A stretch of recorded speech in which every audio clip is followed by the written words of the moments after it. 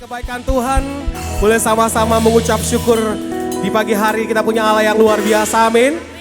Kita punya Tuhan yang besar, amin. Puji nama Tuhan, selamat datang, selamat beribadah di GBI Sungai Yordan. Senang berjumpa dengan Bapak Ibu Saudara di hari ini, di awal bulan, di bulan Juli ini Tuhan. Kita percaya bahwa ada kesempatan yang baru yang Tuhan berikan untuk setiap kita, amin. Ada pengharapan yang baru Tuhan berikan untuk setiap kita, amin. Puji nama Tuhan. Boleh sama-sama kita kasih tepuk tangan yang meriah buat Tuhan Yesus kita. Pagi hari ini Bapak Ibu Saudara, mari sama-sama kita bersatu di dalam doa. Kami mengucap syukur untuk segala kebaikan yang Tuhan lakukan di dalam kehidupan kami. Terima kasih untuk bulan yang baru. Terima kasih buat hari ini Tuhan.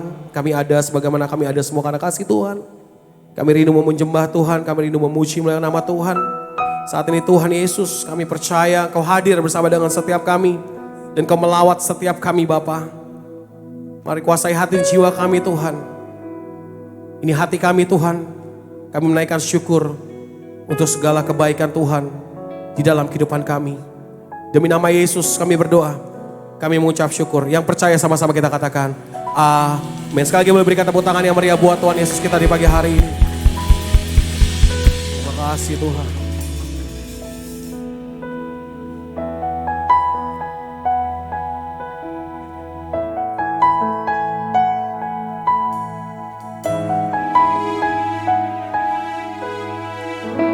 Sungguh kami bersyukur akan segala kebaikan dan perbuatan Tuhan di dalam hidup setiap kami.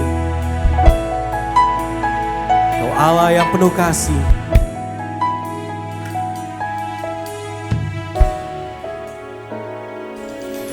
Sejauh timur dari barat, Engkau membuang dosaku. Tiada Kau ingat lagi pelanggaranku.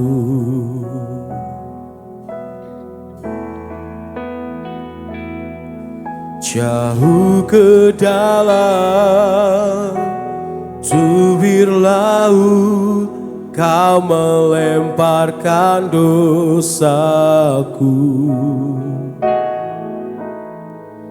Tiada Kau perhitungkan kesalahanku.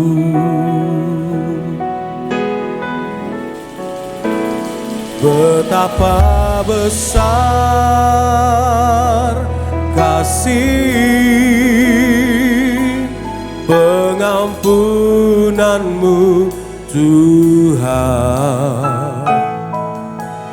Tak Kau pandang hina hati yang hancur.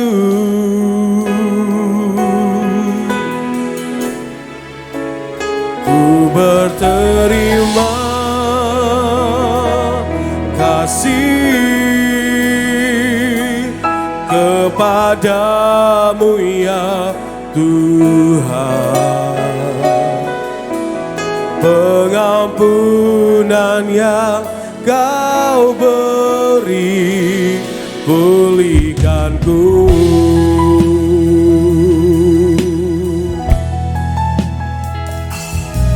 Sejauh timur dari barat, Engkau membuang dosaku. Kau ingat lagi pelanggaranku.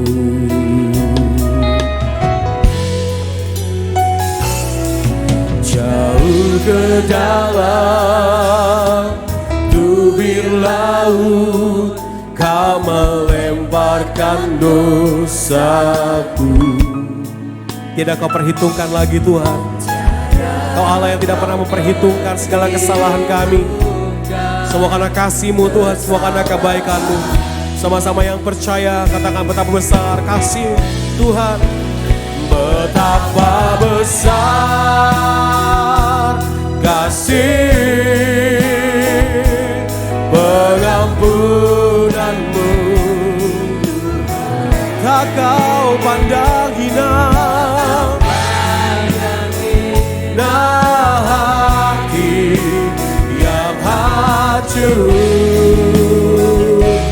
kami berterima kasih Tuhan. Ku berterima kasih kepadamu Tuhan. Pengampunan yang Kau pulihkan setiap kami. Betapa besar, betapa besar kasih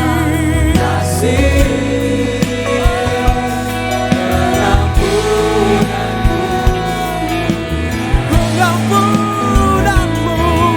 Kau menerima setiap hati yang hancur. Yang aku berterima kasih Tuhan, ku berterima kasih kepadamu Tuhan, kepadamu ya.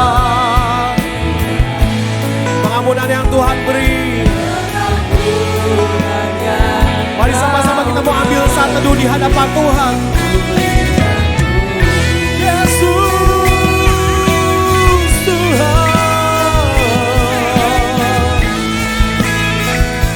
Karena begitu besar kasih Allah pada setiap kita. Dia memberikan Yesus untuk setiap kita, supaya kita yang percaya beroleh hidup yang kekal di dalam Kristus. Setiap kita hari ini ciptaan yang baru, yang lama sudah berlalu, dan hari ini sama-sama kita menghadap tata saksi Tuhan. Kami bersyukur Tuhan. Terima kasih Tuhan. Sama-sama jemaat Tuhan, boleh kita bangkit berdiri di hadapan Tuhan. Di sungai Yordan, umat pilihan Allah, angkat tanganmu sama-sama katakan, betapa kasih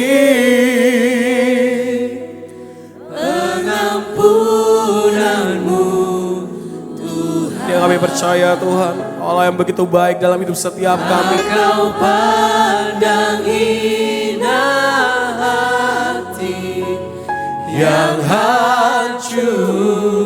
Ku berterima kasih padamu Tuhan. Ku berterima kasih padamu Tuhan.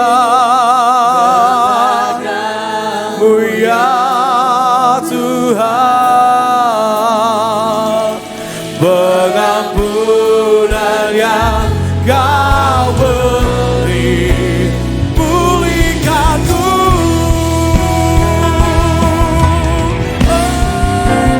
Betapa besar kasih pengampunan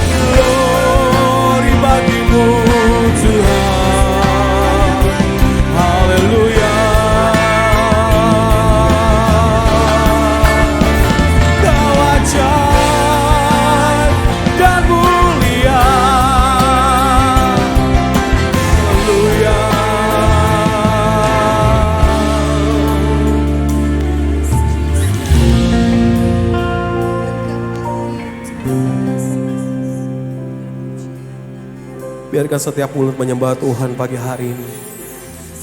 Biarkan setiap pribadi pagi hari ini menaikkan syukur di hadapan Tuhan. Kita pun ditempati dengan pujian penyembahan di hadapan Tuhan.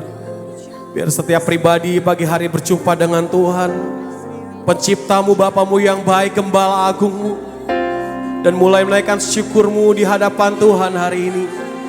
Biarkan mulutmu memuji Tuhan dan meninggikan Dia. Biarkan nafasmu menyembah Tuhan, dan biarkan hatimu terus tertuju pada Tuhan, sebab Kau besar, kebaikanmu besar.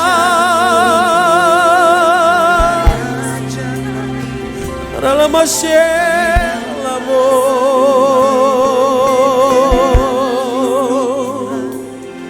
terima kasih Tuhan, terima kasih Tuhan. Karena salib-Mu ku hidup, karena salib-Mu ku menang. Engkau yang berkuasa, sanggup untuk melakukan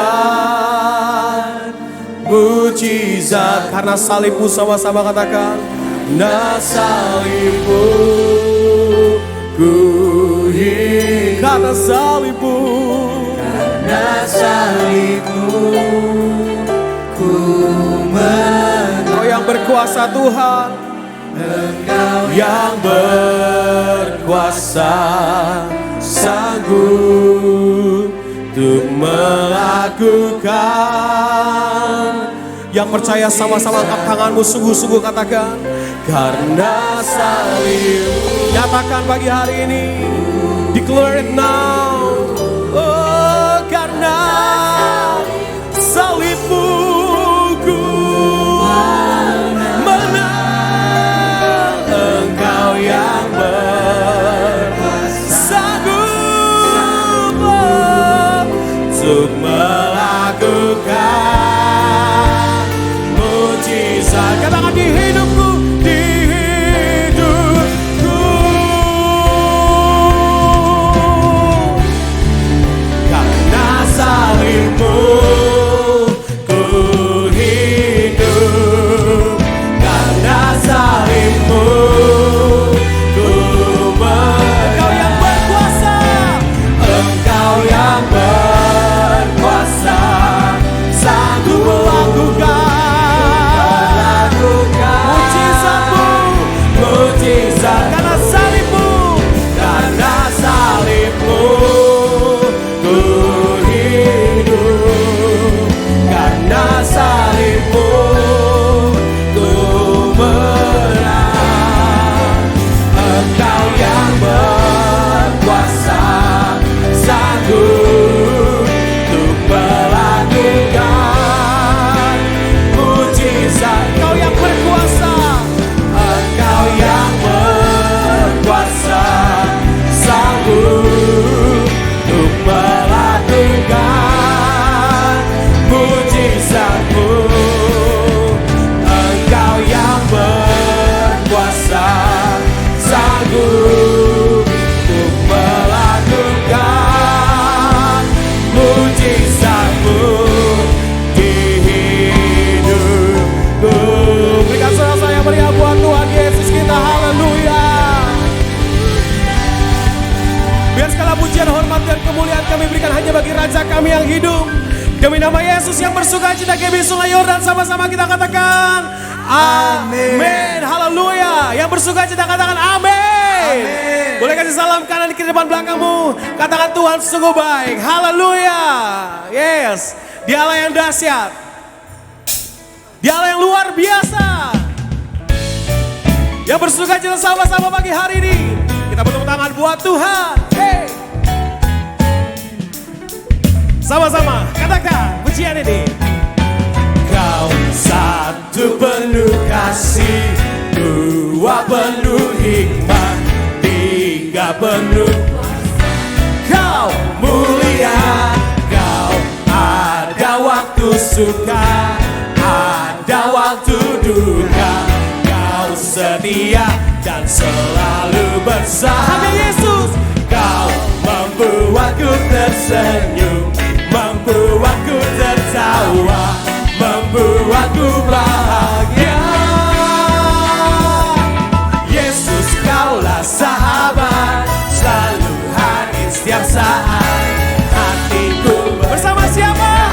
Bersamamu Yesusku. Kanan kiri ke depan, mari semua bergoyang, menari bergembira, sukacitaku dalam Kristus. Sama-sama Sungai Yordan. Kau satu penuh kasih, dua penuh iman, tiga penuh kuasa.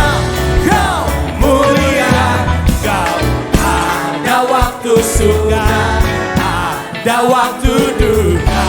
Kau setia, sama-sama yang semangat katakan. Kau membuatku tersenyum, membuatku tertawa, membuatku bahagia. Boleh sama-sama katakan bersama Yordanku. Yesus, kaulah sahabat, selalu hadir setiap saat. Hatiku bergembira, bersamamu Yesusku. Kanan kiri ke depan, mari semua bergoyang, menari bergembira, sukacitaku dalam Kristus. Haleluya. Siapa percaya Yesus sumber sukacita buat setiap kita, katakan amin. Haleluya. Dahsyat Tuhan.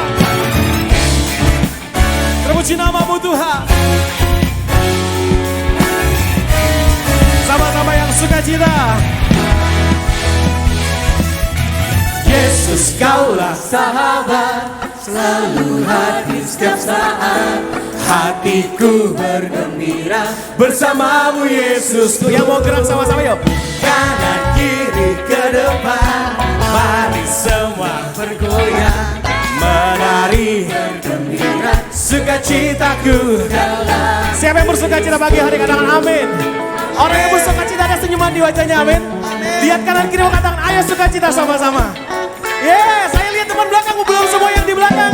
Katakan ayo sukacita, katakan ayo sukacita sama-sama. Yang ada istrinya, suami, boy tower, katakan kita sukacita sama-sama, amin. Yang percaya dia sumber sukacita, kita sama-sama katakan Yesus, kaulah sahabat ya, come on. Yesus, kaulah sahabat, selalu hadir setiap saat. Hatiku bergembira, bersamamu Yesus. Boleh gerak sama-sama yuk. Kanan kiri ke depan, mari semua bergoyang, menari bergembira, sukacitaku dalam.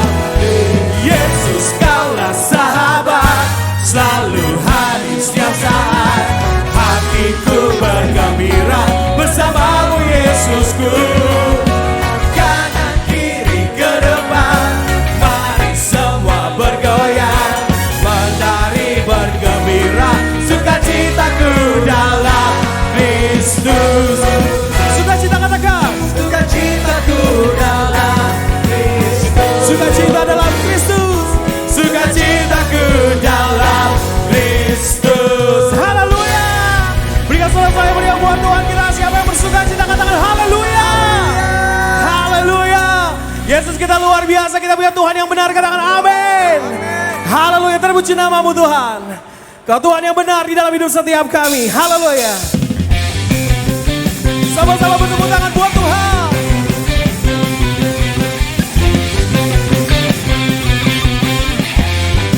Yang percaya sama-sama GBI Sungai Yordan, satu suara kita tinggikan namanya. Dialah kota benteng setiap kita. Kau gunung batuku dan kau kota bentengku, tak akan ku ragu. Kau menjamin hidupku dan kau keselamatanku, dan kau yang membelaku, tak akan ku jatuh. Kuasamu Tuhan, kuasamu walau badai menerpa setiap kita, walau badai menerpa, namun tangan Tuhan mengangkat Sungai Yordan. Kau Tuhan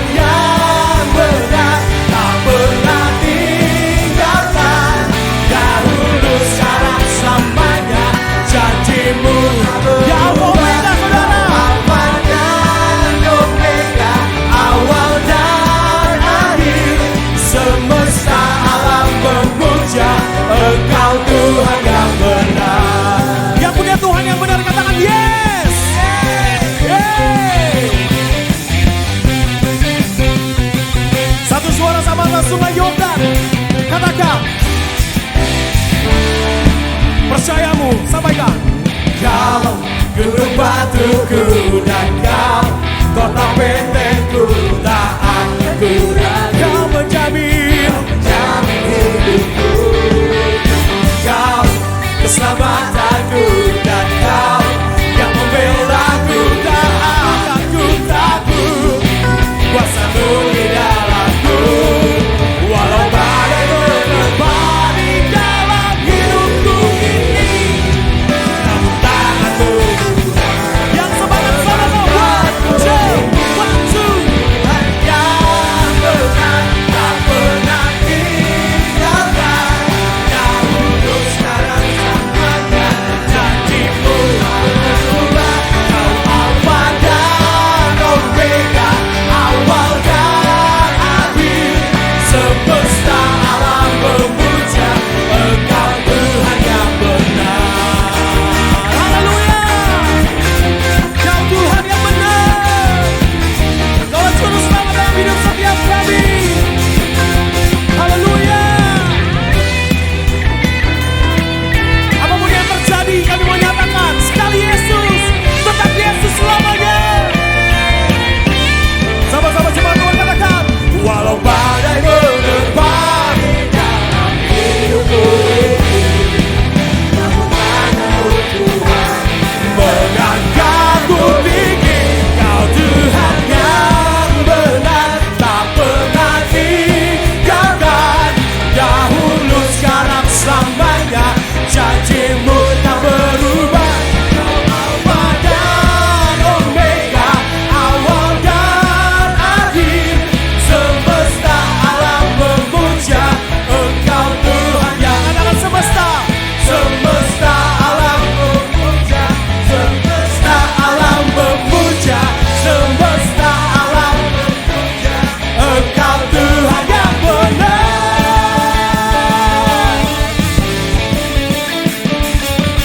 Berikan suara-suara yang meriah hanya buat Tuhan Yesus kita, Allah yang benar, Juru Selamat kita. Haleluya. Siapa percaya Yesus Juru Selamat kita, katakan yes. Yes, haleluya. Kalau saya ngomong Sungai Yordan, jemaat Tuhan jawab excellent ya. Oke, Sungai Yordan. Belum semuanya. Kalau excellent, Sungai Yordan excellent. Itu gak excellent namanya. Kalau Sungai Yordan excellent harus dikepang excellent gitu ya. Sungai Yordan. Excellent. Woi, teman-teman yang buat Tuhan kita. Silakan duduk jemaat Tuhan. Haleluya, kita siapkan hati kita untuk dengar firman Tuhan hari ini. Thank you Jesus for your grace and mercy Lord.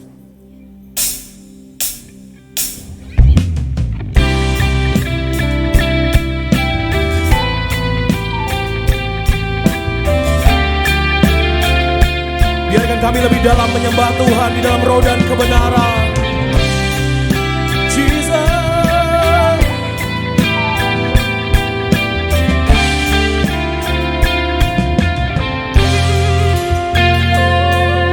Sungguh besar setiamu, nyata di sepanjang hidupku.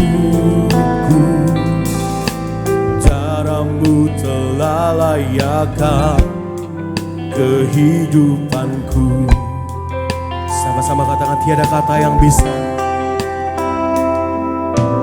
tiada kata yang bisa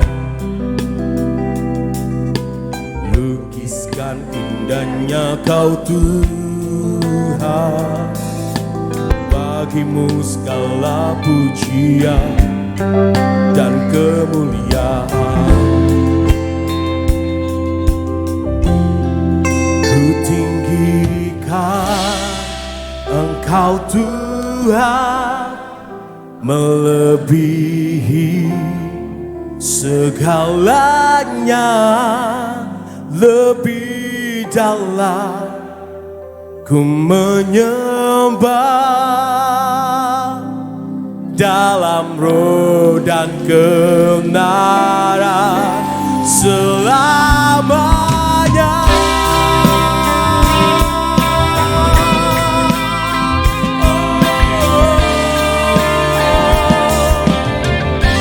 Sama-sama yang percaya akan suaramu. Sungguh besar setiamu, nyata di sepanjang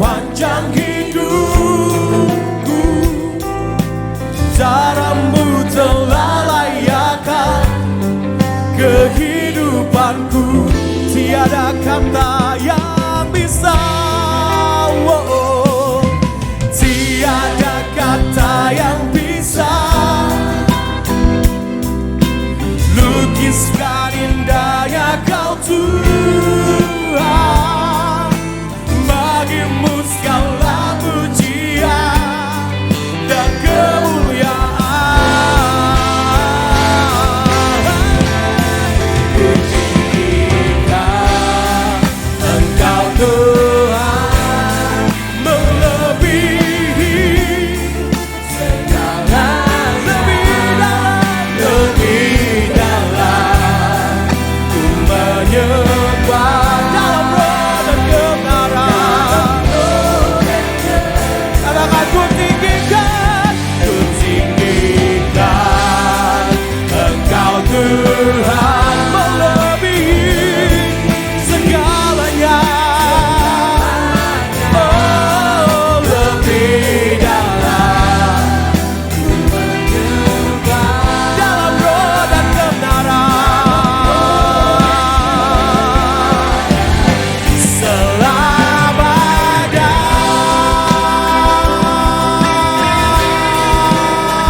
Oh, selamanya di dalam-Mu Tuhan. Kami sembah Tuhan. Sama-sama kita bangkit berdiri di hadapan Tuhan. Angkat tanganmu. Ku tinggikan Engkau Tuhan, melebihi segalanya, lebih dalam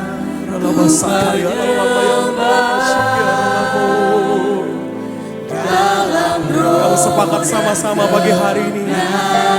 Come on, lift out your voice. Jesus, your grace is enough. Segalanya, lebih dalam, lebih dalam ku menyembah. Katakan dalam roh dan ku tinggikan Engkau Tuhan. Kita mau siapkan hati kita untuk kebenaran firman Tuhan. Dengan kasih Kristus kami dan Bapa Gembala.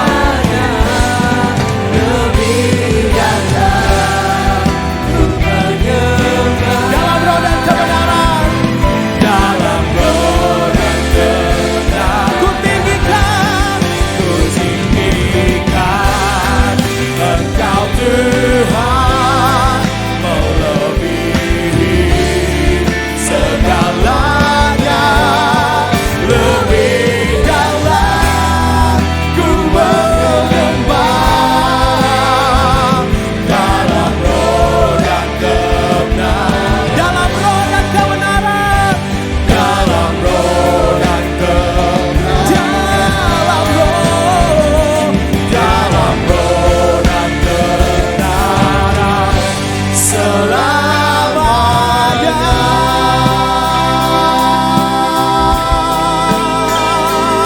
Berikan sorak-sorak yang meriah hanya buat Tuhan Yesus kita. Haleluya.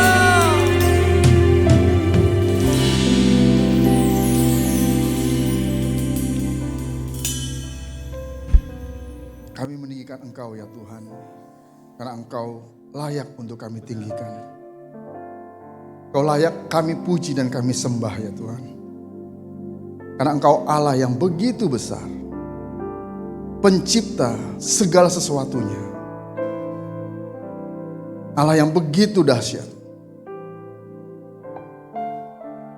Dan Engkau hadir di tengah-tengah kami saat ini ya Tuhan. Selayaknya sepatutnya untuk kami menyembah Engkau. Memuliakan, meninggikan nama-Mu Tuhan. Memberikan yang terbaik pada Engkau ya Tuhan. Dari apa yang ada pada kami ya Tuhan, yang juga adalah milik-Mu ya Tuhan. Kami rindu untuk terus ada dalam hadirat-Mu. Kami rindu untuk terus ada dalam penyertaan-Mu ya Tuhan. Karena kami membutuhkan Engkau. Di luar Engkau kami tidak dapat berbuat apa-apa ya Tuhan. Tapi dalam Engkau ya Tuhan, apapun keadaan di luar sana Tuhan, kami tetap merasakan kebaikan. Terima kasih Tuhan. Dan sebentar kami mau belajar firman.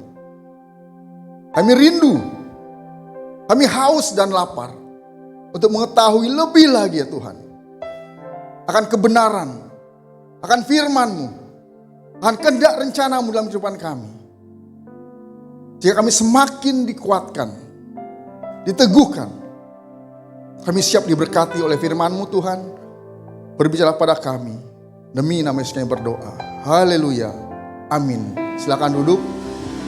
Shalom Bapak Ibu, saudara yang terkasih. Setiap kali mau berkhotbah, saya selalu mempersiapkan kata-kata pembuka.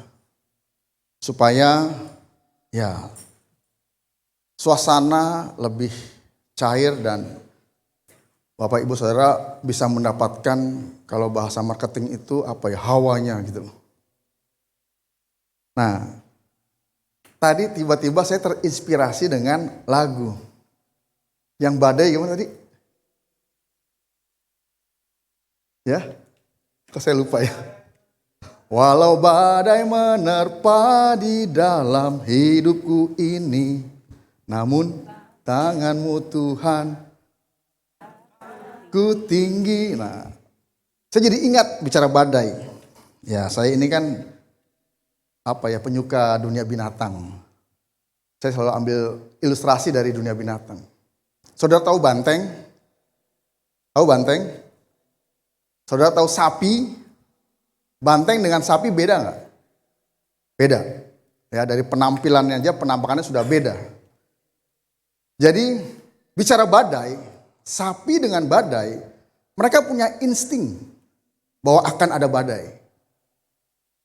Jadi ketika mereka ada di lapangan, ya, ada di savana, karena mereka biasa suka ada di tempat terbuka sambil makan rumput, sambil mereka kemudian duduk, ya, setengah tiduran memamah biak. Mereka sama-sama punya insting bahwa akan ada badai. Nah, tapi bedanya begini, ketika badai itu datang, sapi lari. Jadi badai dari arah utara, sapi lari ke arah selatan. Oh, dia lari. Apa yang terjadi? Kecepatan larinya kalah dengan kecepatan badai yang datang. Sehingga akhirnya apa? Dia terus kena badai. Terus. Tapi kalau banteng, ketika badai datang, dia lari. Badai datang dari utara, dia lari ke arah utara. Dia hadapi itu badai. Sekalipun dia kena angin, kena terpaan air hujan yang ya, terus juga mungkin benda-benda yang terkena badai itu, dia terus lari ke arah badai. Ngapain saudara? Karena badai itu bergerak dan akhirnya banteng itu melewati badai. Kayak pun sakit. Si sapi lari, tapi dikejar badai terus nih. Kalau banteng lari menghadapi badai, tapi dia akhirnya bisa melewati badai. Nah, saudara sapi atau badai nih? Sapi atau banteng nih? Kalau saya manusia. Maksudnya saudara mau jadi tipe yang banteng atau tipe yang sapi nih? Ya kan, lari dari masalah. Dan masalah gak pernah selesai. Karena kita lari dari masalah. Tapi ketika kita menghadapi masalah, maka masalah pasti akan bisa diselesaikan. Gak ada masalah di dunia yang tidak bisa diselesaikan. Apalagi ada Tuhan beserta kita. Kan ada lagunya, badai pasti berlalu kan. Saya gak perlu nyanyi lah ya. Nah, yang kedua begini. Bicara badai kehidupan, kita akan selalu dan terus menghadapi yang namanya badai kehidupan. Badai itu analogi dari masalah yang kita hadapi dalam kehidupan. Karena selama kita hidup di dunia, kita nggak akan pernah lepas dari masalah. Dan dunia semakin bermasalah. Semakin bertambah-tambah banyak masalahnya, semakin bertambah-tambah besar masalahnya. Kita masih ingat lah, 2 tahun lalu lah kurang lebih ya. 3 tahun kita diserang masalah yang begitu besar yang melanda seluruh dunia ini. Masalah COVID. Wah, waktu itu orang Kristen ada yang ketakutan, ada yang ya jadi lebih rohani. Tapi ada yang tetap tenang. Kayak banteng tadi itu. Dihadapi semuanya. Tapi setelah COVID berlalu, yang terjadi, apakah orang-orang Kristen yang tadinya ketakutan, yang tadinya menjadi lebih rohani, kemudian semakin rohani? Tapi ternyata tidak. Setelah COVID lewat, ya kehidupan kembali kepada kehidupan yang lama lagi lah. Seperti itu.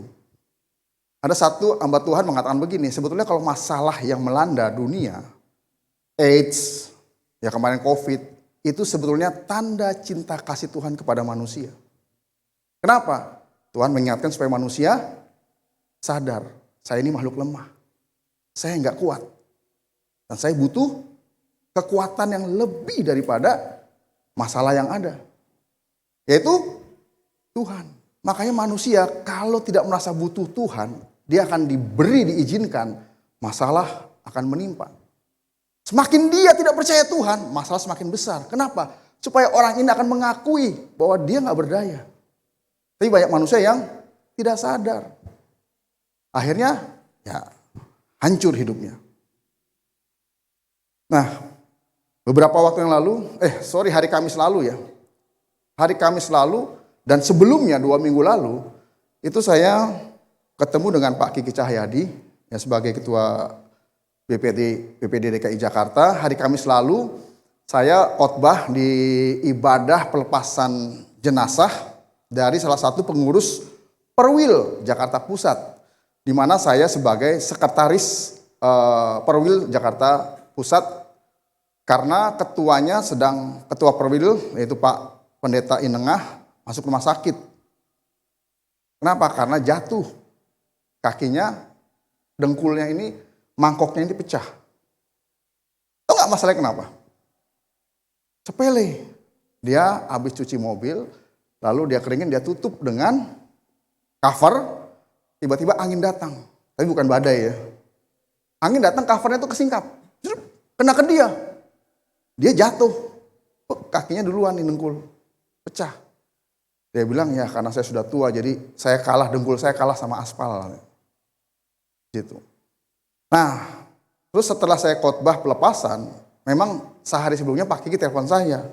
Pak Gatot nanti ikut nggak penguburan? Saya bilang, kenapa Pak? Kalau saya ditanya gitu pasti kan ada sesuatu kan. Saya mau jawab enggak enak gitu kan. Kenapa Pak? Iya nih, pengurus BPD pada nggak bisa. Makanya tadi saya minta tuker nih, saya yang khotbah pelepasan, Pak Gatot yang khotbah penguburan. Tapi dari pihak keluarga nggak mau, maunya penguburan saya. Terus gimana Pak? Bisa temenin saya nggak? Karena saya nyetir sendiri.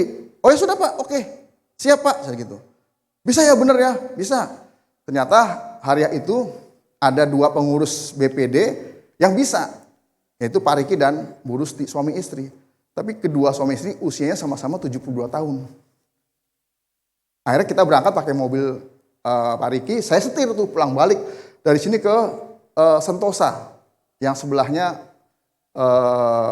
San Diego di situ, pulang balik. Nah sepanjang perjalanan, ini yang saya mau ceritain. Sepanjang perjalanan dari berangkat pulang, itu Pak Kiki nggak henti-hentinya terima telepon, balas WA, terima telepon. Saya bilang, waduh sibuk banget nih jadi ketua BPD gitu kan. Aduh. Dan semuanya adalah bicara masalah. Masalah gereja, masalah pendeta, masalah jemaat dengan pendeta, masalah gereja dengan gereja, masalah pendeta dengan pendeta, dan masalah. Seperti itu. Ternyata ya pendeta juga banyak masalah dan juga bikin masalah. Seperti itu. Nah, sebelumnya lagi 2 minggu, Pak Kiki cerita waktu ada pertemuan, dia cerita dia baru pulang dari Israel dan dia bilang, wih, keadaan di sana sebetulnya sangat tidak enak, tegang. Terbukti dengan apa? Terbukti dengan biasanya orang yang pergi ke Israel, ziarah ke Israel, itu banyak dan dari berbagai negara. Tapi waktu Pak Kiki berangkat ke sana, itu yang ada hanya dari Indonesia. Karena orang Indonesia berani-berani. Berani mati. Saya di sana, wah, tiba-tiba ada apa? Ada alarm. Wah, kita cari tempat berlindung, Ya, jangankan itu waktu ingat nggak untuk kejadian bom di Sarinah tuh? Itu polisi tembak-tembakan, semua orang pada ngumpul, ada yang ada tukang jajanan pada makan, pada nonton, bayangin aja. Itu orang Indonesia emang hebat. Terus dipakai oleh Pak Jokowi begini, itu buktinya Indonesia tidak takut teroris katanya gitu. Ada teroris aja, mereka masih makan gitu, masih minum, nonton, ngobrol gitu kan, difilmin begini, astaga, hebat orang Indonesia memang. Di Israel juga begitu, nggak takut mati. Nah, sampai Pak Kiki bilang begini, itu guide-nya bilang begini. Pak Kiki kan nanya, ini sebenarnya keadaannya gimana sih? Ya terus terang Pak, memang kita itu siaga 1 dan siap untuk menghadapi perangan besar. Bahkan mungkin perang dunia ketiga. Di situ. Jadi artinya apa? Keadaan nggak semakin menjadi baik. Nah, kita juga kalangan kita nih, suka nonton nggak berita di TV? Jangan kalau nonton hanya drakor gitu kan. Saya suka nonton berita di TV tuh. Berita mengenai kejahatan-kejahatan yang ada. Aduh, kejahatan semakin banyak dan semakin gak masuk akal. Ada istri lah bakar suami. Ada orang tua lah bunuh anak. Bapak perkosa anak perempuannya. Dan segala macam. Banyak masalah yang terjadi. Saya juga suka nonton Hot Room. Nah, kemarin saya nonton tuh Hot Room bicara masalah judol. Tahu judol? Judol online, wah tahu banget. Pengamat atau pelaku nih? Judol sama pinjol, kalau pinjol tahu kan? Itu saudara kembar. Di situ. Dan tahu nggak? Itu judi online, omsetnya sampai dengan bulan Maret kemarin, Januari, Februari, Maret, itu sudah tembus angka 100 triliun omsetnya judi online. Saya mikir, saya ngomong sama ibu, ini 1% buat gereja kita aja nih. Waduh, kita bisa bangun gereja. Tapi boleh nggak ya? Boleh nggak? Mau nggak Bapak Ibu Saudara kalau kita terima dana dari situ kita bangun gereja? Nah, itu baru jemaat Sungai Yordan yang sesungguhnya tuh. Nah, dan disurvei itu ternyata 70% itu orang-orang menengah bawah. Bahkan yang kalangan bawah yang main. Dari angka 10.000 sampai 100.000. Di sini ada yang pasang berapa? Ada nggak yang 10.000? Coba angkat tangan. Hah? Yang 100.000 angkat tangan. Saya lagi ngedata nih gitu kan. Karena sekarang lagi di data nih. Ternyata polisi, ini berita ada di TV, makanya saya berani ngomong. Polisi, tentara, pejabat, pemerintah, juga pada main judi online. Lagi di data nih. Yang ketahuan pecat langsung. Bayangin, kalau polisi yang mestinya menangkap penjudi, sudah main judi, siapa yang nangkap? Nah, jadi waduh keadaan dunia semakin kacau. Terus kemudian bullying. Waduh, itu yang namanya anak-anak sekolah sekarang tuh. Wah, banyak terjadi bullying dan bukan hanya di sekolah. Di pesantren dan di mana-mana bahkan di gereja juga terjadi. Makanya nanti kita tanggal 27 Juli, gereja kita mau mengadakan seminar bullying yang diprakarsai oleh tim OTA. Dan kita undang pembicara-pembicara yang memang expert di bidangnya. Ada 3, kita bicara dari sisi anak, kedua kita bicara dari sisi orang tua, yang ketiga kita bicara dari sisi hukum tentang bullying. Nah, terus juga nanti tanggal 20 ya, 20 kita ada PPW on site. Hari Sabtu jam 5 sore. Jadi Juli ini agenda kita setiap Sabtu ada acara. Besok tanggal 13 nih Juli, ada apa? Kompi dan Komunita gabungan BSK. Itu sesi kelima dan 6 penutupan. Makanya kalau bisa hadir di situ. Jadi gereja kita ya memberikan pelatihan, memberikan pembekalan, memberikan pengetahuan kepada kita semua supaya kita bisa berjaga-jaga, supaya kita bisa punya kemampuan menghadapi keadaan dunia yang semakin tidak baik. Dan apa kata Alkitab tentang dunia? Kita buka firman Tuhannya dari 2 Timotius 3 ayat 1 sampai 9. 2 Timotius 3 ayat 1 sampai 9. Judul perikopnya adalah keadaan manusia pada akhir zaman. Saya baca ayat pertama, ayat 1, Bapak Ibu, Saudari, ayat 2, dan selanjutnya. Demikian firman Tuhan, 2 Timotius 3 ayat yang pertama. Ketahuilah bahwa pada hari-hari terakhir akan datang masa yang sukar.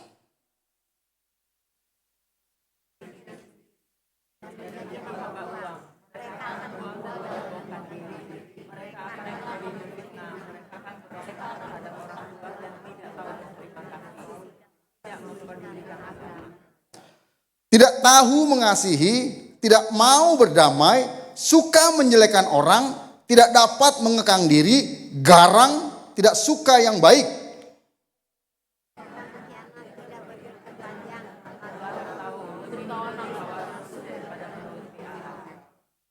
Secara lahiriah mereka menjalankan ibadah mereka, tetapi pada hakikatnya mereka memungkiri kekuatannya.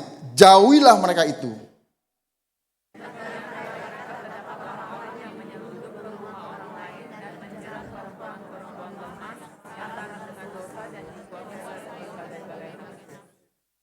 Yang walaupun selalu ingin diajar, namun tidak pernah dapat mengenal kebenaran.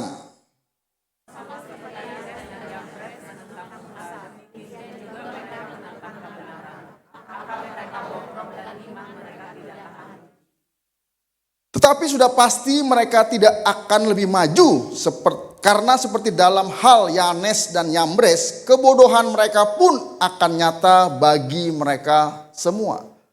Jadi dari zaman ketika Rasul Paulus itu hidup, dia sudah menuliskan gambaran mengenai dunia yang ada pada waktu itu dan akan semakin tidak baik, semakin bertambah bobotnya di masa yang sekarang ini. Nah, yang dimaksud dengan hari-hari terakhir ya, hari-hari terakhir atau zaman akhir, ya jadi beda nih antara zaman akhir dengan akhir zaman. Kalau hari-hari terakhir itu adalah ketika Tuhan Yesus naik ke surga dan menjelang kedatangannya. Kalau zaman akhir adalah saat Tuhan Yesus datang ke dunia dan naik dan akan datang kedua kali. Itu zaman akhir tuh. Kalau akhir zaman, itu ketika Tuhan Yesus datang kedua kalinya ke dunia. Jadi kalau sudah masuk akhir zaman, kita nggak punya kesempatan lagi. Karena hari itu sudah selesai. Tuhan Yesus datang bukan sebagai penebus dosa manusia lagi. Dia nggak akan lagi disalibkan yang kedua kali. Tapi kedatangan kedua Tuhan Yesus datang sebagai hakim yang akan menghakimi semua orang. Makanya hari-hari terakhir ini itu kita harus lebih lagi giat di dalam apa? Di dalam Tuhan. Hidup dalam kebenaran. Karena dunia tidak semakin menjadi baik. Melalui Paulus, Roh Kudus sudah memberikan berita, nubuatan, bahkan juga sudah terjadi waktu itu dan akan datang. Bahwa keadaan manusia itu akan semakin tidak baik. Next. Ada 3 nih, ya, yang saya masukkan dalam keadaan yang tidak baik itu. Yang pertama, secara rohani. Bapak Ibu Saudari, kalau mengikuti perkembangan kerohanian, perkembangan kekristenan di Indonesia dan di dunia, yang pertama gini, kita pasti pernah mendengar ada gerakan yang menentang kekristenan. Yang pertama Illuminati. Siapa yang belum pernah dengar Illuminati? Yang kedua New Age. New Age dengan Illuminati itu sebetulnya itu saudara kembar atau adik kakak lah. Seperti itu. Terus kemudian ada lagi Saksi Yehova, Mormon. Yang paling terbaru adalah Kristen progresif. Semua itu serupa tapi tidak sama. Sepertinya Kristen, tapi bukan Kristen yang benar. Dan itu sudah terjadi dari zaman dulu. Pengajaran-pengajaran yang mencampurkan kekristenan dengan bukan kekristenan. Kekristenan dengan Taurat, kekristenan dengan penyembahan berhala, kekristenan dengan filsafat. Saya sebetulnya pengen kuliah filsafat, tapi saya dikasih tahu ngapain kuliah filsafat. Nanti malah melenceng lagi imannya. Karena saya senang filsafat. Apalagi saya orang Jawa kan juga akrab dengan filsafat kan. Coba artiin. Ngono ya ngono, neng ojo ngono gitu. Apa coba? Begitu ya begitu, tapi jangan begitu. Apa coba artinya tuh? Hah? Artinya tuh udah keterlaluan banget. Sorry, ya goblok, tapi jangan terlalu goblok gitu loh. Jahat ya jahat, tapi jangan terlalu jahat gitu loh. Di situ. Nah, yang kedua secara moral. Waduh, secara moral nih.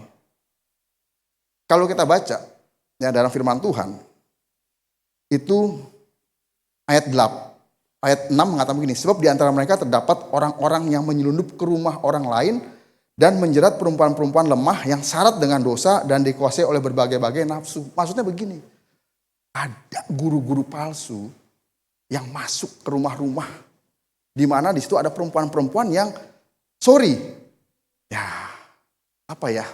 kurang cerdas lah. Lalu mereka mempengaruhi perempuan-perempuan itu untuk apa? Untuk tidur, untuk melakukan hubungan seks. Dan sampai hari ini itu masih terjadi.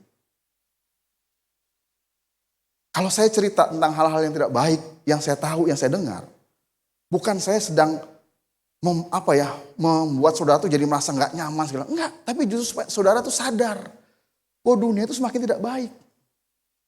Di situ. Saya pernah nanganin kok, saya buka aja di sini. Masih nggak sebut namanya. Saya pernah nanganin kok. Udah PDM loh, pendeta muda. Melakukan pelecehan seksual.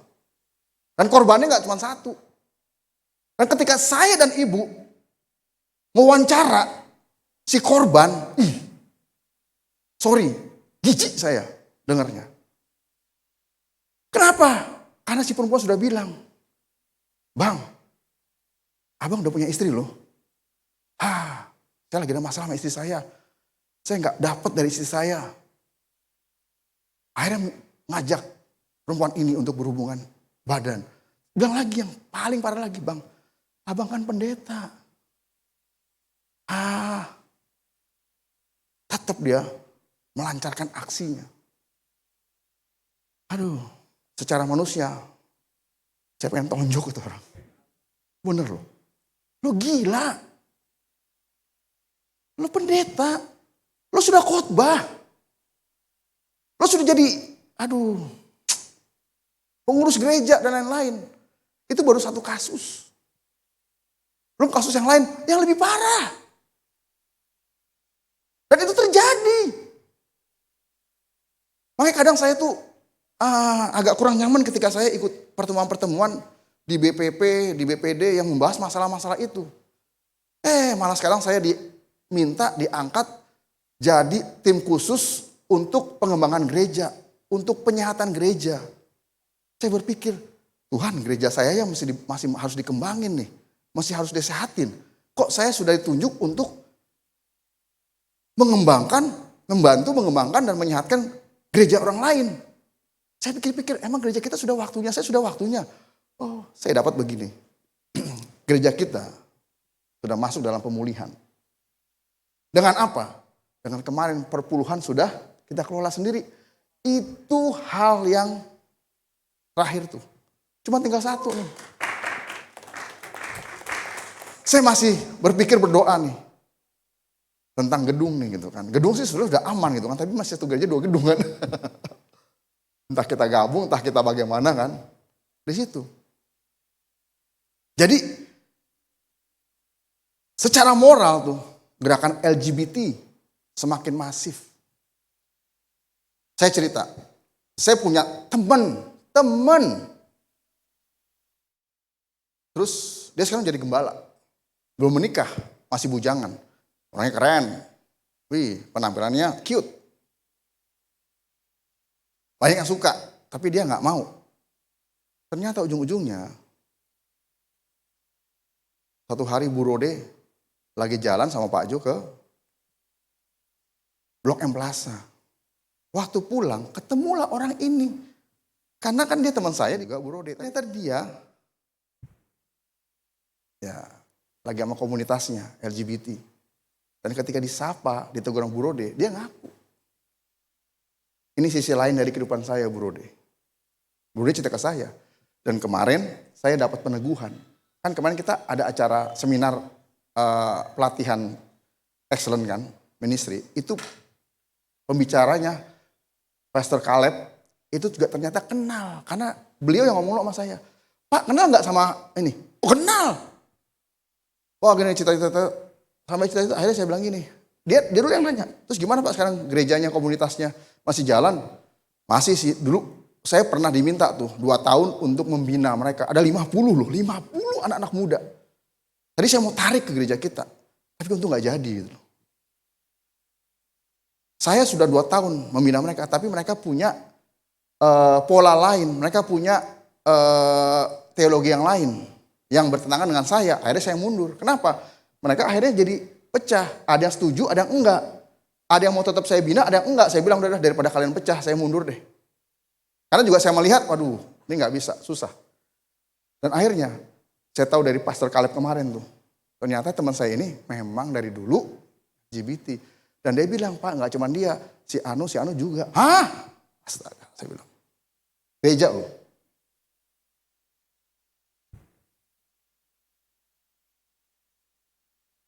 Seks bebas, ya kan.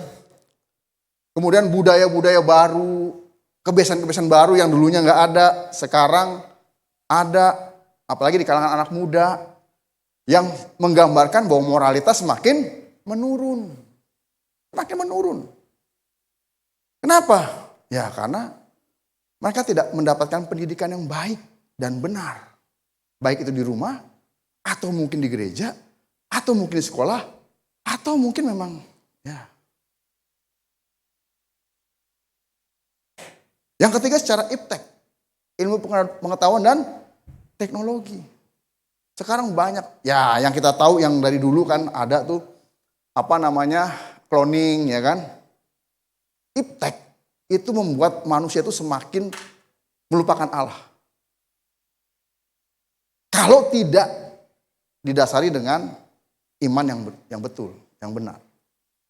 Akhirnya manusia ingin menjadi sama seperti Allah dan melampaui Allah. Dengan berbagai macam pengetahuan baru. Yang terbaru apa? AI ya. Ya, AI ya. Nah, itu juga suatu program yang mereka tuh bisa lebih pintar dari manusia. Ada satu, saya nonton ya di YouTube tuh. Jadi salah satu teknologi AI itu begini. Jadi karyawan yang datang, yang lagi kerja nih di ruangan kerja, itu ada kamera di mana-mana. Yang setiap karyawan, misalkan nih semua lagi di gereja nih, lagi duduk nih kan, itu ada kotak hijau. Kalau kosong kotak merah. Dari situ. Dan dia bisa ngebaca ini orang lagi ngantuk atau enggak. Kenapa? Karena bisa ketahuan dari detak jantungnya, dari ya lain-lain lah pokoknya bisa kebaca. Terus juga kalau misalnya orang mau kena serangan jantung juga bisa kebaca. Dan kalau orang ini dalam jam kerja, Dia keluar dari mejanya, itu ada jadi merah, ada hitungan waktu. Tuk, tuk, tuk, tuk, tuk, tuk, tuk, tuk, tuk, tuk. Dia keluarin mau ngapain aja, mau ke WC, mau minum, ngobrol sama temannya, keluar entah kemana. Itu hitungannya terus. Kemudian dia akan dipotong gajinya sesuai dengan hitungan waktu tadi. Katakanlah per detik 100 rupiah akan dipotong. Kira-kira seperti itu. Jadi dalam jam kerja, ya mungkin jam 8 sampai jam 12 jam kerja, kalau dia meninggalkan tempat duduk, kecuali dipanggil oleh bosnya dan segala macam. Kalau dia meninggalkan tempat duduk tanpa ini, itu akan dipotong gajinya. Saya mikir boleh juga nih ya di Sungai Yordan begini gitu. Jadi karena di layar jemaat yang ngantuk-ngantuk gitu kan. Jemaat yang gak serius, itu tandanya merah tuh. Jemaat yang pergi gitu kan. Itu teknologi semakin maju. Semakin manusia, aduh. Dulu kita nih, kalau mau pergi, apalagi ke gereja, apalagi pelayanan, doa dulu Tuhan. Buka jalan Tuhan, supaya tidak macet. Beri saya hikmat Tuhan, supaya saya bisa belok kanan, belok kiri. Tuntun saya Tuhan. Sekarang, GPS. Dikasih tahu lagi, 100 meter lagi belok kanan. Ini belok kiri. Nah, tinggal nyetir aja udah set. Yang lebih hebat lagi, saya nonton juga di YouTube. Waktu di Amerika nih, ada turis datang, mesen taksi. Begitu buka masuk, lah dia bingung. Ih, gak ada supirnya. Gak ada supirnya. Dia duduk cek, jalan ngeng. Wow, dia tegang. Gak ada supirnya, bayangin aja. Saya ya sekarang aja masih butuh bantuan. Bantuan supir-supir tembak gitu. Istri saya, anak saya gitu. Kayak hari ini kan saya khotbah di sini dan khotbah di Depok. Tapi nanti atau sekarang, kalau gereja ini punya duit, saya beli mobil yang nggak perlu supir gitu loh. Jalan-jalan sendiri gitu. Kalau zaman dulu itu orang bilang apa? Wih, mobil hantu. Mobil jalan nggak punya supir, kan ada tuh ambulan hantu, ya kan kereta hantu. Sekarang nggak bisa bedain, setan pun nganggur sekarang. Bayangin aja, setan bingung. Lah, ini semua udah dikuasain sama teknologi. Itu. Belum lagi bicara tentang kesehatan. Stem cell. Saudara tahu stem cell? Saya dapat pengetahuan 2 kali saya ikut Dr. Andik Wijaya. Ternyata stem cell yang ada ya sebelumnya nih, itu stem cellan atau stem cell abal-abal. Kenapa? Karena dia diambil dari plasenta bayi yang baru lahir, lalu disuntikan ke tubuh orang yang pengen muda terus. Tapi ternyata setelah 10-20 tahun akan jadi kanker. Dan itu cuma 20 juta biayanya. 20 sampai 25. Ada yang pernah stem cell? Saya sering stempel. Ya. Ternyata stem cell yang benar itu diambil dari embrio manusia. Jadi ketika sel telur dengan sel sperma bertemu, itu sudah jadi kehidupan, dia akan menjadi zigot selama 2 minggu. Setelah jadi zigot, dia jadi embrio. Setelah sekian lama jadi janin. Setelah jadi janin, jadi bayi dalam perut. Lahir jadi manusia. Nah ketika jadi embrio, diambil. Disuntikan ke tubuh orang yang hidup. Jadi ada kehidupan lain masuk dalam orang itu. Sehingga akhirnya apa? Sel-sel yang tidak berfungsi, sel yang sudah mati tergantikan. Karena embrio itu kan cikal bakal manusia kan. Dia bertumbuh kan. Nah diambil tuh. Untuk menolong orang ini yang pengen muda terus. Ya puji Tuhan sih. Saya berapa kali kemarin aja Pak Kiki nanya. Kan ngobrol-ngobrol. Pak Mulato usia 51 gitu. Wah udah lumayan juga setengah abad ya gitu kan. Wah gini. Saya bilang Pak Mulato sama saya umurnya sama. Malah tuan saya. Pak Mulato Maret 73, saya Januari 73. Hah? Pak Gatot umurnya udah 51? Iya. Kok gak kelihatan Pak gitu kan. Emang Pak Kiki kira saya berapa? 40 tahunan paling. Wih. Puji Tuhan. Di courting 11 tahun usianya. Jadi saya gak usah stem cell lagi kan. Pernah saya waktu saya gembalakan di sini pertama kali, kan saya buka rekening nih ke Bank BCA. Rekening, terus kemudian ditanya, Pak ini pendetanya mana Pak gitu kan. Karena butuh tanda tangan pendetanya. Saya bilang, saya pendetanya.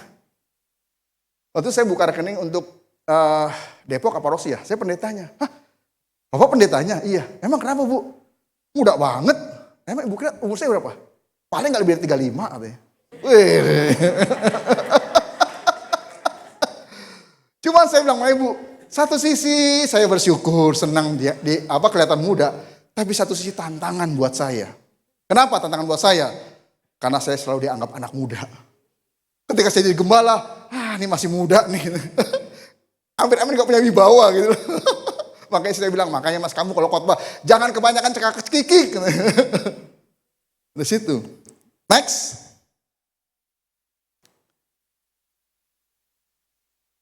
Nah, diperlukan sikap hati dan tindakan yang benar dari orang beriman atau orang Kristen. Kita orang Kristen, ada 3 hal yang Paulus katakan. Tinggal ketiga hal ini dalam 1 Korintus. Paulus mengatakan begitu. Apa? Iman, kasih, dan pengharapan. Apa itu iman? Kita sering belajar iman, tapi saya ingatkan. Iman itu bahasa aslinya adalah pistis. Yakni keyakinan. Kalau orang sudah yakin, itu gak bisa digoyahkan lagi. Makanya kalau orang beriman kepada Kristus, mestinya dia tidak bisa digoyahkan lagi dengan hal-hal apapun. Sudah yakin sekali. Yaitu yang makna yang terdalam begini, mempercayakan hidup kita kepada yang dipercayai. Kita percaya pada siapa? Pada Kristus. Berarti kita menyerahkan hidup kita sepenuhnya pada Kristus. Terserah Tuhan mau apa. Kalau kita percaya pada uang, ya sudah. Berarti kita mempercayakan hidup kita kepada uang. Gak punya uang, kita begini. Gak tenang hidupnya. Kalau di rekening gak ada uang minimal 1M lah gitu loh. Kalau kita mempercayakan hidup kita pada orang, maka ya sudah. Kita bergantung sama orang itu. Nah balik lagi. Dalam orang Jawa tuh ada yang namanya rapatean. Ngerti gak rapatean? Rapatean itu artinya gini, kita gak akan mati. Makanya orang Jawa kalau gini, gak apa-apa, gak kenal dia, rapatean kok. Gitu. Saya gak mati kok gak kenal dia. Gak apa-apa, kalau gak begini, rapatean. Saya gak akan mati. Gitu. Makanya gak bergantung sama siapa-siapa. Saya waktu itu diajarin salah sama bapak saya tentang percaya diri. Kalau ada orang yang menghina kamu, sini. Kalau ada orang yang menghina kamu, ya, lihat orang itu lebih cakep nggak dari kamu. Kalau lebih cakep, lihat orang itu lebih pintar nggak dari kamu. Kalau lebih pintar, lihat orang itu lebih kaya nggak dari kamu. Kalau lebih kaya, lihat orang itu lebih terhormat nggak daripada kamu. Kalau lebih terhormat, dia lebih dari kamu segala-galanya. Kamu lihat, kamu mati gak tanpa dia? Enggak kan? Jadi, gak usah lah. Kalau kamu dihina orang, kamu kemudian, baperan, kamu gak mati tanpa dia. Tapi satu hal, ajaran itu, saya sempurnakan dengan apa? Tanpa Tuhan, saya mati. Jadi kalau Tuhan, maka saya bilang, begini, saya punya prinsip begini. Sekalipun semua orang membenci saya, tapi ketika saya lihat ke atas, Tuhan tersenyum sama saya. Wah, mau seluruh dunia benci saya, apa-apa, yang penting Tuhan tersenyum. Tapi kalau seluruh dunia memuji-muji saya, ketika saya lihat Tuhan, Tuhan berpaling, itu masalah berat buat saya. Di situ. Tapi yang penting apa? Kita bergantung sama Tuhan. Bukan bergantung pada diri sendiri dan orang lain. Yang pertama iman. Ya, Ibrani 11 ayat 1, Roma 10 ayat 17, nanti buka sendiri rumah ya. Iman berbicara tentang hubungan vertikal. Pribadi kepada Allah. Makanya iman itu tidak bisa terlalu kelihatan. Karena itu hubungan pribadi dengan Allah. Ya WL, saya, siapapun ketika bicara firman, kayaknya hebat. Kayak waktu memuji menyembah kayaknya hebat. Tapi yang tahu Tuhan. Manusia melihat rupa, Tuhan melihat hati. Makanya hati-hati dengan hati kita. Jagalah hati, jangan kau nodai. Yang kedua adalah kasih setelah iman. Kan Roma 10 ayat 17 mengatakan, iman timbul dari pendengaran akan firman Tuhan. Makanya sering baca firman Tuhan. Setelah iman, maka ada yang namanya kasih. Kasih itu yang paling besar. Karena kasih adalah Allah sendiri. Ya, dalam Alkitab ada tertulis 4 mengenai kasih, 4 tingkatan. Yang pertama agape, kasih Allah. Kemudian philia, storge, dan eros. Eros ini paling bawah deh. Kasih berbicara hubungan vertikal dan horizontal. Nah, kasih kelihatan nih. Orang itu punya kasih atau tidak kelihatan.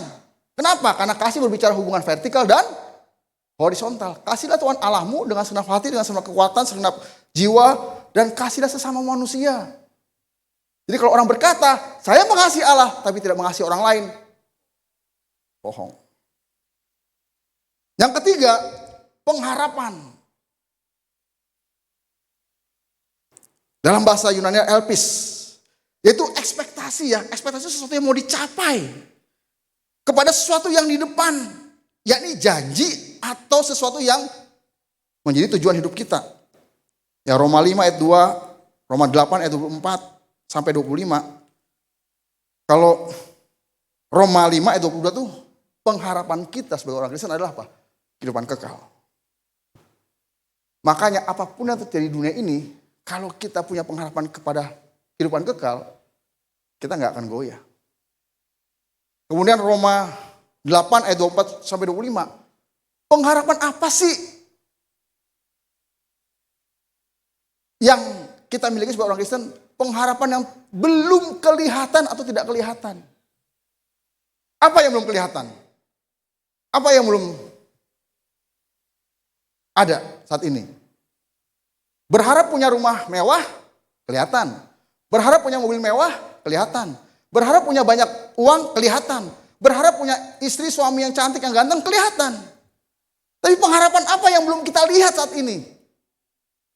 Kedatangan Kristus yang kedua. Siapa yang sudah pernah lihat Kristus? Itu yang menjadi pengharapan kita yang utama. Nah, ketiga hal ini harus kita miliki sebagai orang Kristen. Iman, kasih, dan pengharapan. Karena firman Tuhan juga mengatakan pengharapan adalah sauh yang kuat untuk kita bisa bertahan.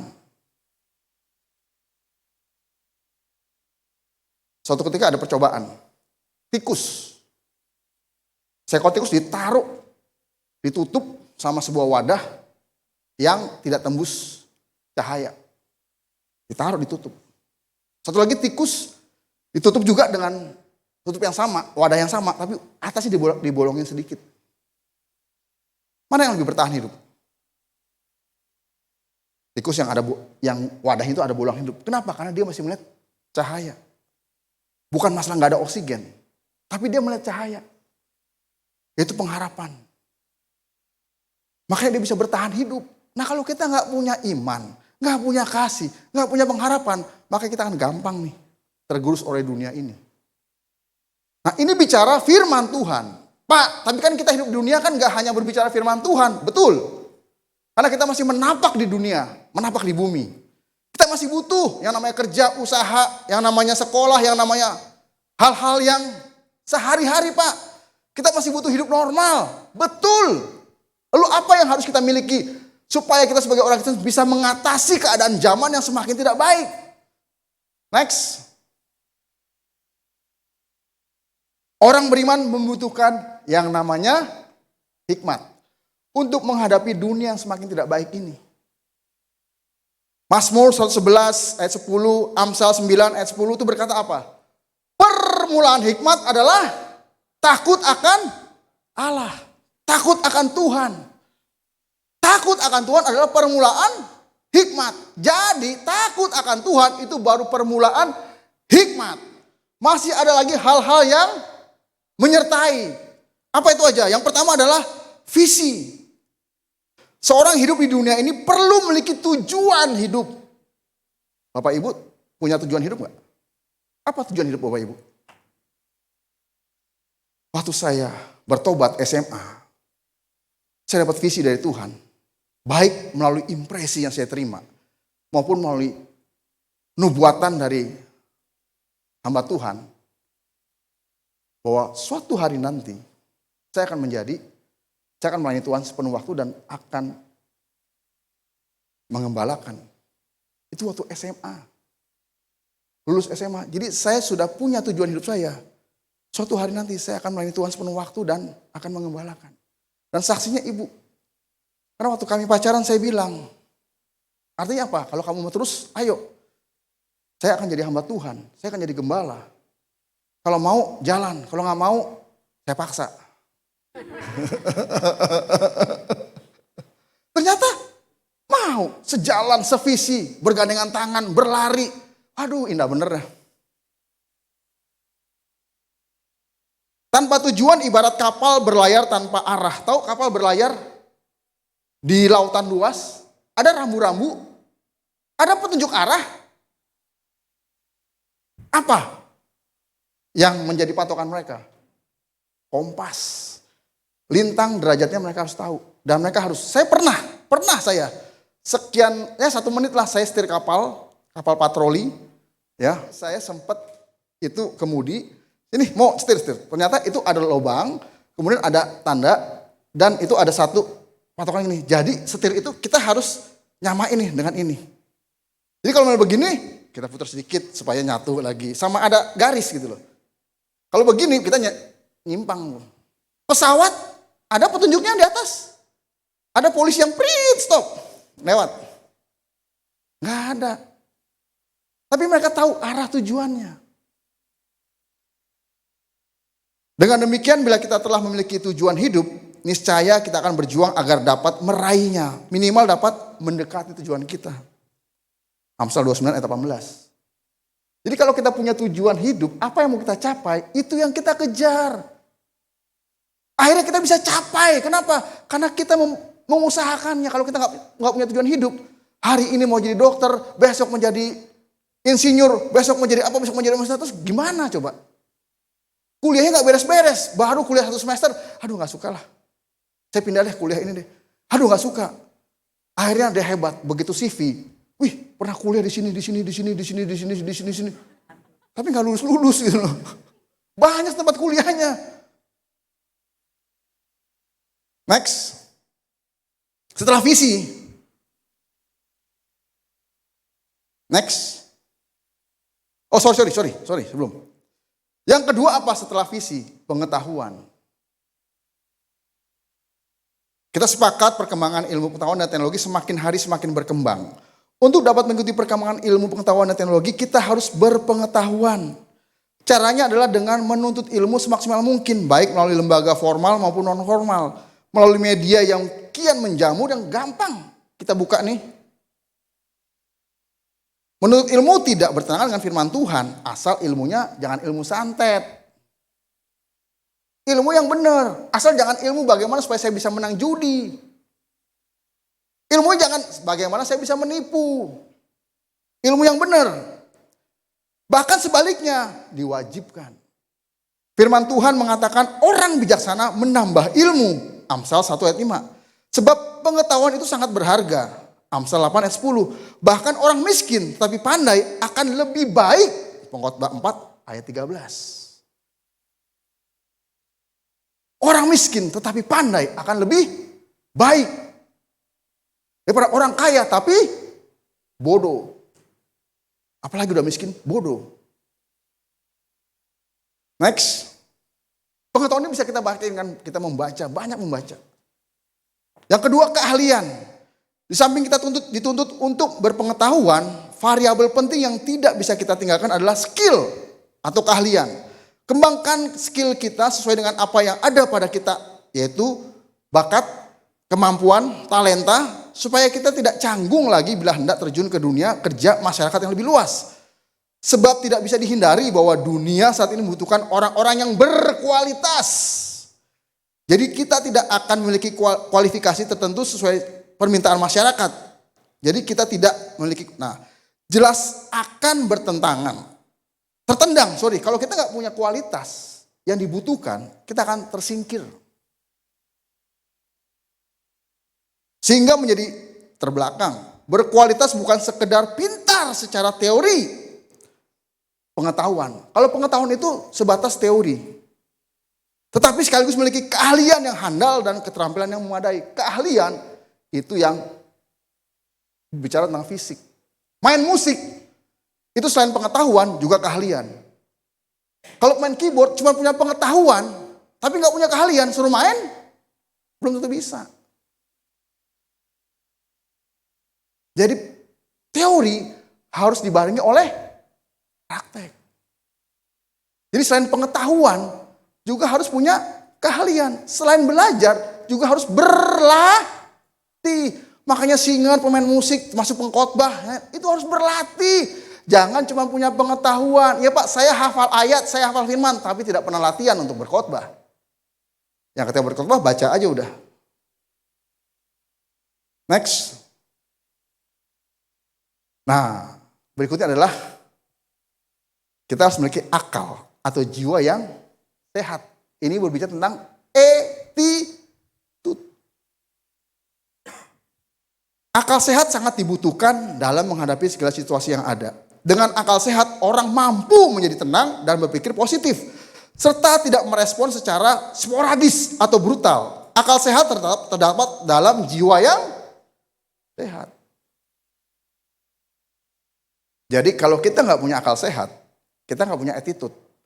Sepinter-pinternya kita, seahli-ahlinya kita, kalau kita nggak punya attitude, orang nggak akan suka sama kita. Kerjanya marah-marah mulu, kerjanya ngegosip mulu, kerjanya fitnah mulu, nyebarin berita hoax, dan lain-lain. Buat orang nggak suka. Ada satu yang namanya kecerdasan emosional. Di mana orang itu bisa menguasai emosinya. Percuma punya semua kecerdasan kalau nggak punya kecerdasan emosional. Kita akan bisa dijatuhi oleh orang lain. Nah, apa sih jiwa sehat itu? Saya pernah kasih tahu. Masih ada yang ingat jiwa yang sehat? Kan kita bicara gangguan jiwa, sakit jiwa. Jiwa yang sehat adalah yang tidak tersinggung ketika dimaki dan tidak tersanjung ketika dipuji. Jadi orang yang punya jiwa yang sehat, ketika ada orang yang maki dia, ya mungkin bukan karena kesalahannya. Kan ada aja kan? Atau dicibir, atau dihina, diomongin, digosipin. Kalau orang yang jiwa yang sehat, dia tenang. Inner peace, inner peace, inner peace. Tapi ini orang kalau dicibir, kalau dia tenang. Begitu dipuji, wah udah langsung jalannya nggak napak di bumi gitu kan.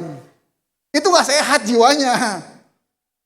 Tapi orang yang sehat jiwanya ketika dimaki, dicibir, digosipin, diomongin, difitnah, diapain, tenang. Ketika dipuji pun juga tenang. Nggak kemudian, wih kepala besar. Nggak kemudian jalannya jadi melayang-melayang. Itu jiwa yang sehat. Bapak Ibu kalau dimaki orang gimana? Kesel nggak? Marah nggak? Ngebales nggak? Itu nggak sehat jiwanya.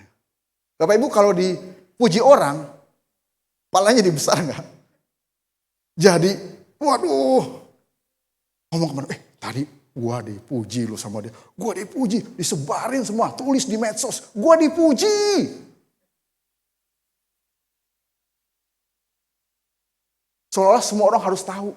Makanya hati-hati ya, yang suka nulis status di medsos, itu yang namanya guru besar psikologi UI dan juga Pak Dwijo sebagai dokter, psikiater mengatakan orang yang suka menulis macam-macam di medsos statusnya itu orang yang butuh perhatian khusus. Dikit-dikit dan hamba Tuhan banyak sekarang pergi first class, wih, makan wagyu. Ini itu. Semuanya orang harus tahu. Hati-hati. Itu jiwanya gak sehat tuh, butuh pujian. Santai aja lah hidup ini, normal-normal aja. Tapi bukan berarti itu alasan saya nggak punya medsos ya. Saya emang nggak terlalu suka berselancar di dunia medsos. Dunia maya, saya maunya dunia yang real. Dunia maya bisa menipu. Wih, suami istri di situ mesra. Padahal itu cuma di status doang, di foto doang. Setelah itu, apaan sih? Kita foto-foto, senyum. Nggak senyum diinjak. Habis itu, apaan sih lu? Bisa aja kan, kita nggak tahu toh. Nah yang terakhir, supaya kita bisa ya mengatasi perkembangan zaman, dengan apa? Kita harus punya data ya, dan angka. Kenapa? Karena kalau kita punya data, semuanya ada dasarnya. Semuanya bisa terukur. Semuanya bisa dipertanggungjawabkan. Makanya ketika saya terima omongan-omongan, ada buktinya nggak? Ada datanya nggak? Entah itu tulisan di WA, entah itu ada 2 atau 3 orang saksi, harus ada data. Jangan ya cuman percaya dengar apa kata orang.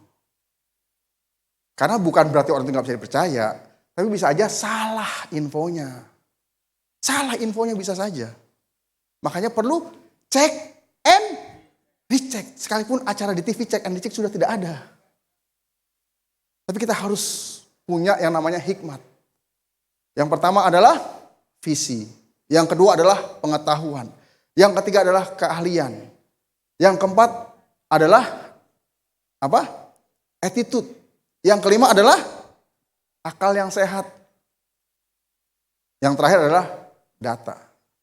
Dengan kedua hal tadi, baik secara rohani kita punya yang namanya iman, kasih, dan pengharapan, ditambah hikmat yang 6 tadi, maka apapun keadaan dunia ini kita bisa atasi. Minimal kita nggak seperti sapi yang lari dari masalah terus kena badai. Masalah nggak akan selesai. Tapi kita seperti banteng yang menghadapi badai, masalah, dan selesai. Apalagi bersama dengan Tuhan, kita pasti bisa. Amin Bapak Ibu Saudara. Mari kita tundukkan kepala dan kita berdoa. Tuhan Bapa di surga, kami bersyukur untuk firman Tuhan yang sudah mengingatkan kami kembali. Bahwa keadaan dunia tidak semakin baik. Tuhan tidak merubah keadaan dunia ini untuk menjadi baik. Tapi Tuhan merubah hati pikiran kami ya Tuhan. Untuk semakin menjadi baik. Sehingga ketika hati, pikiran, perasaan, kehendak kami Tuhan. Jiwa kami Tuhan. Menjadi semakin baik. Apapun keadaan di luar sana Tuhan. Kami tidak terpengaruh ya Tuhan. Karena kami punya iman kepada Engkau. Kami punya kasih yang daripada Engkau. Dan kami memiliki pengharapan. Dan pengharapan akan Engkau Tuhan tidak pernah mengecewakan. Itu yang kami pegang ya Tuhan. Tapi selama kami hidup di dunia ini Tuhan, kami harus terus berusaha. Baik dalam bekerja, baik dalam sekolah, kuliah, baik dalam berusaha, baik dalam melayani, baik dalam kehidupan kami sehari-hari. Kami butuh hikmat yang daripada Engkau ya Tuhan. Tapi juga butuh usaha untuk kami semakin hari menambahkan ilmu, menambahkan kebiasaan, menambahkan attitude, memiliki jiwa, pikiran yang sehat, memiliki data ya Tuhan. Dan terutama kami memiliki visi, tujuan hidup kami. Sehingga kami tidak menjadi liar. Sehingga kami tidak menjadi kesasar ya Tuhan. Terima kasih Tuhan untuk firman. Demi nama Yesus kami berdoa. Amin. Mari kita siapkan hati kita untuk terima perjamuan. Kita berdoa untuk roti dan anggur di hadapan kita. Tuhan Bapa di surga, saat ini kami berdoa untuk roti dan anggur yang hadapan kami, yang adalah lambang dari tubuh dan darah-Mu Tuhan. Kuduskan, sucikan Tuhan, sehingga ketika kami memakan dan minumnya, kami semakin dipersatukan, kami semakin diperdamaikan, kami semakin dikuduskan ya Tuhan. Dan kami semakin dikuatkan dalam iman, kasih, pengharapan kami.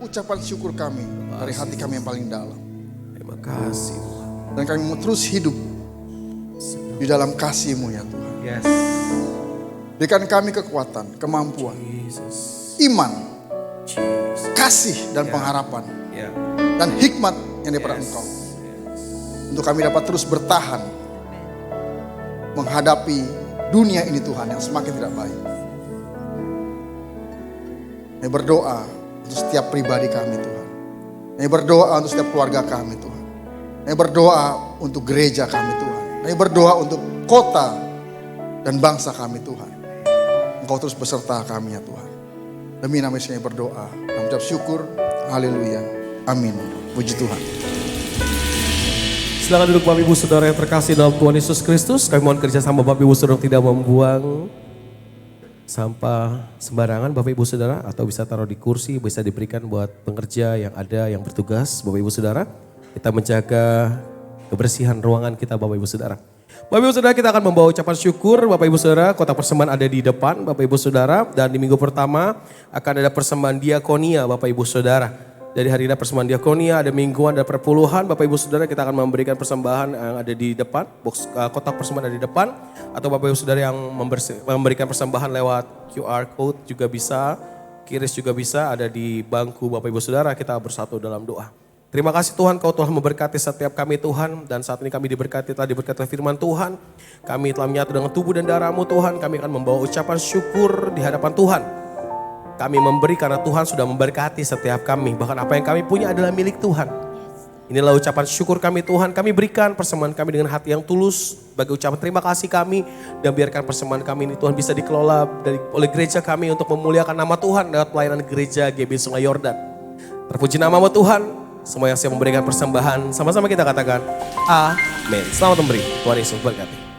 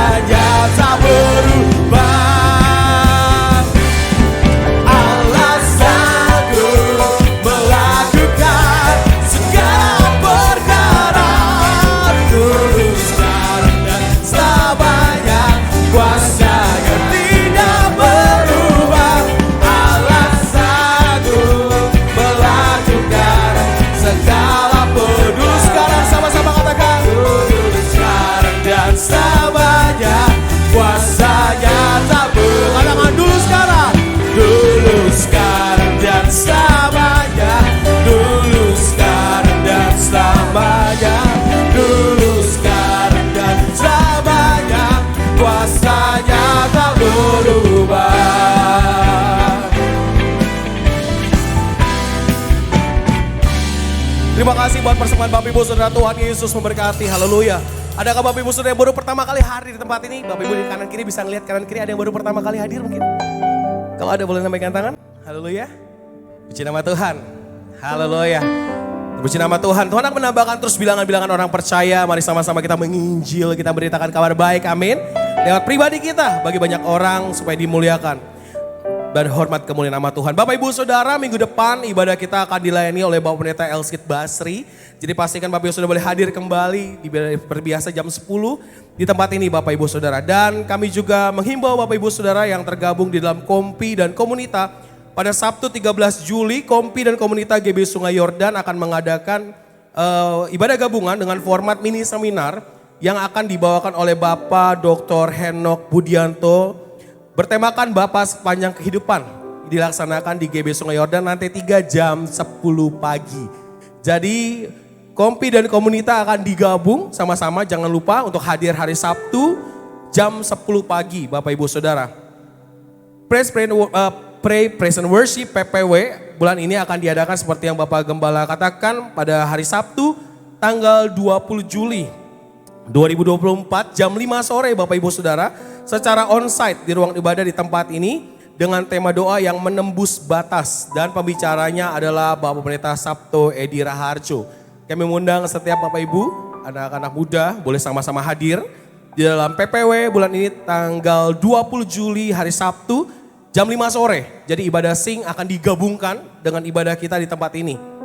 Dan juga bagi Bapak Ibu Saudara yang belum daftar bisa segera daftar di pintu keluar nanti bertemu dengan Eva, Cifoni atau Cipolin Bapak Ibu Saudara. Dan dalam rangka kepedulian gereja terhadap kasus bullying, jadi gereja kita sangat fokus dengan generasi muda Bapak Ibu Saudara seperti yang dikatakan oleh Bapak Gembala. Kami mengundang Bapak Ibu Saudara untuk hadir dalam seminar bully atau verbal abuse atau abuse yang sering dilakukan di sekolah, di gereja, mungkin dimanapun, di keluarga. Mungkin kita nggak sadar Bapak Ibu Saudara, ada sebuah pola yang terjadi bagi generasi kalau tidak diselesaikan akan terus. Dan kita tentunya ingin generasi kita generasi yang sehat, amin. Generasi kita generasi yang dipakai Tuhan, amin. Jadi pastikan Bapak Ibu boleh hadir, anak-anak muda boleh hadir. Jadi harus hadir sih sebenarnya. Penting banget untuk hadir Bapak Ibu Saudara. Dalam seminar bullying di tempat ini akan ada 3 sesi. Sesi pertama Be a Body Not Bully oleh Dr. Roderini. Lalu sesi kedua orang tua yang peduli bullying yang akan diberkati oleh Bapak Budiman Hardi Pranoto, psikolog klinis. Lalu sesi yang ketiga secara perlindungan hukum terhadap bullying oleh Bapak Teddy Sinaga Bapak Ibu Saudara. Jadi pastikan untuk hadir karena ini acara yang begitu luar biasa, kita melibatkan dunia pendidikan Bapak Ibu Saudara. Kasih tepuk tangan buat Sungai Yordan dong Bapak Ibu Saudara. Wow. Ya, gereja harus sadar akan generasi Bapak Ibu Saudara. Generasi ini perlu dipulihkan Bapak Ibu Saudara. Generasi ini butuh Bapak Ibu Saudara. Keluarga sangat dibutuhkan bagi generasi ini Bapak Ibu Saudara. Jadi jangan lupa untuk datang sama-sama 27 Juli. Catat tanggalnya, daftar sama-sama dan saya percaya keluarga Bapak Ibu Saudara akan semakin diubahkan oleh Tuhan, amin. Bapak Ibu Saudara, pengumuman yang ke-10 Bapak Ibu Saudara. Masih ada 20 lagi pengumuman, Bapak Ibu Saudara tenang, makan siang aman, tenang, UMKM masih ada Bapak Ibu Saudara. Oke, Bapak Ibu Saudara ini jangan ngaku-ngaku ya yang ini ya. Bagi Bapak Ibu Saudara yang kehilangan ATM BCA. Asik, ada yang asik loh. Yang kehilangan ATM BCA. Kartunya bukan mesin ATM-nya. Kartunya bisa menghubungi, ada di siapa tadi ya? Ada Cieni ya Bapak Ibu Saudara, bisa menghubungi Cieni. Nah jadi jangan ntar yang datang 5 orang gitu. Kartu saya ketinggalan semua. Jadi nanti ada nomor kartunya, ada warna kartunya saya nggak kasih tahu, ntar semua ngaku-ngaku ya Bapak Ibu. Enggak, cuma Sungai Yordan pasti orang jujur, amin. Oke Bapak Ibu Saudara, demikian pengumuman di tempat ini. Bapak Ibu Saudara bisa terus menyaksikan atau mendengarkan pengumuman yang ada. Terus dukung gereja kita, amin. Untuk semakin hari berkembang bagi kemuliaan nama Tuhan. Kita bangkit berdiri sama-sama, kita akan doa berkat. Oh praise the name of the Lord our God. Kami undang generasi muda GB Sungai Yordan untuk boleh didoakan oleh Bapak Gembala. For endless day we will sing your praise. Oh Lord, I'll praise the name. Oh praise the name of the Lord our God. Oh praise His name forevermore. For endless day we will sing your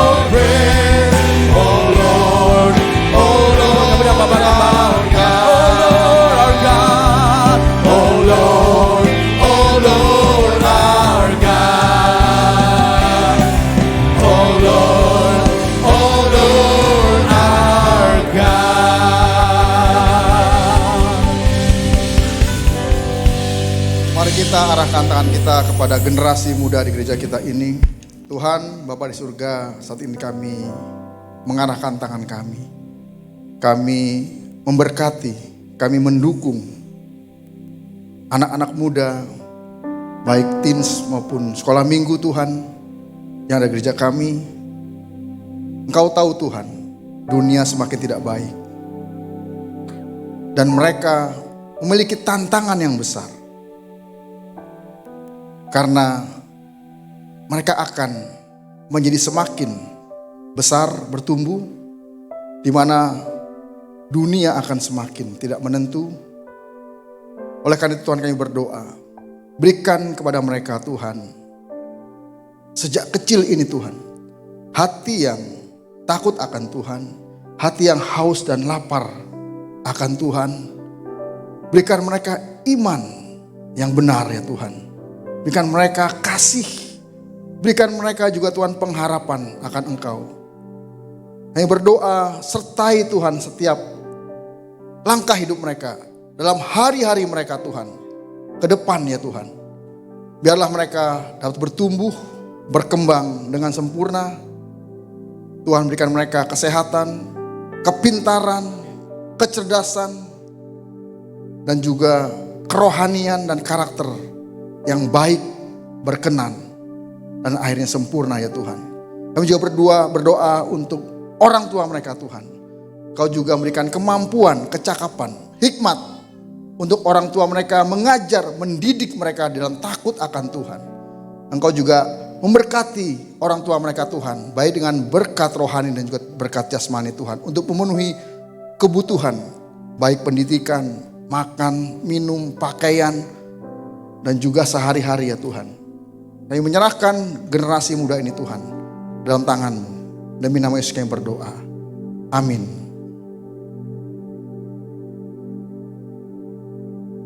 Bapak Ibu, saudara yang terkasih, ibadah kita sudah selesai, dan sebelum kita melanjutkan aktivitas kita, mari kita angkat hati dan tangan kita untuk terima berkat Tuhan pada siang hari ini. Anugerah yang melimpah dari Bapa di surga, kasih setia dari Tuhan kita Yesus Kristus, serta persekutuan yang manis, pertolongan, penghiburan, kekuatan, serta pimpinan dari Allah Roh Kudus, kiranya menyertai kita hari ini sampai Tuhan Yesus datang untuk kedua kalinya. Terimalah berkat ini dan jadilah berkat dimanapun kita berada. Semua yang percaya dan terima berkat, sama-sama kita katakan amin. Terus berkati, selamat siang, selamat hari Minggu.